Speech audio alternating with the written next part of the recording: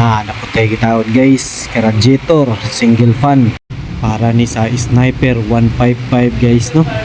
So daghan na po kayo ang mga Sniper 155 ang nagailis og big radiator. So mga itsura niya guys no, dako na siya, nana po siya fan nga dako po kayo. Aning motor ni sir guys, wala pa po din nag-overheat no, pero iyahan lang yung gilisan ang iyahang radiator og dagko kay dili na siya magulat nga mag-overheat pa or tukar pa or mahutdan bag stock no.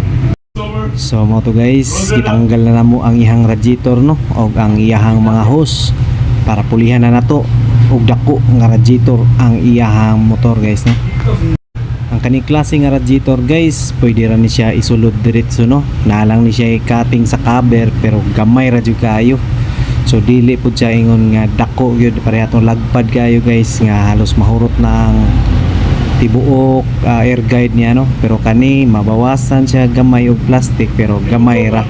Og after na to ma-install ang iyang radiator guys, sa tuwa ginang ipang drain ang iyang mga coolant to. So magdepende lang pud sa tagiya kung gusto pa niya ibalik ang iyang coolant, pero mas maayo jud niya ilisan na lang jud og bago kay para mas gwapo, mas bugnaw ang chemical pud niya nagamit.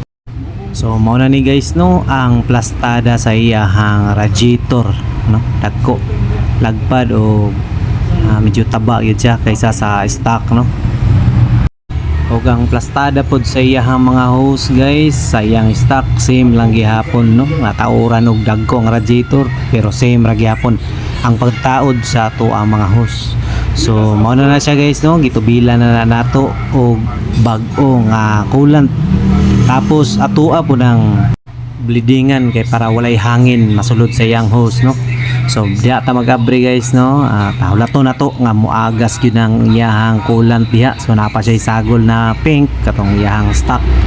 So pag rotation ana maagas na tong ang iyang coolant, kailangan makaawas gyud siya or makaagas gyud siya sa iyang bleedinganan kay para wala na gyud hangin masulod sa iyang mga hose sa iyang radiator. Pag mag-agas ato ara po nang ipanglock guys no, nya mabawasan man tong sa radiator niya ato po nang dungagan o kailangan nga puno jud kayo na guys ang radiator sa mga coolant.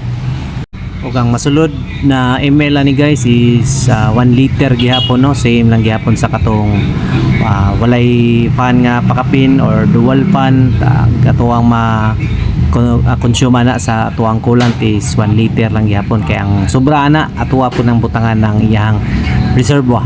So mga na siya guys no, sa katong gusto magpatrabaho sa ilang motor, banti lang mo diri guys sa Poldits Motor Parts sa Matina Crossing, padulong sa Matina Playa Road, Davao City. Tapos ni sa Google Map guys, Poldits Motor Parts gyapon. Pwede ra pod mo chat or mo PM sa akong page guys no, Poldits Motor Parts.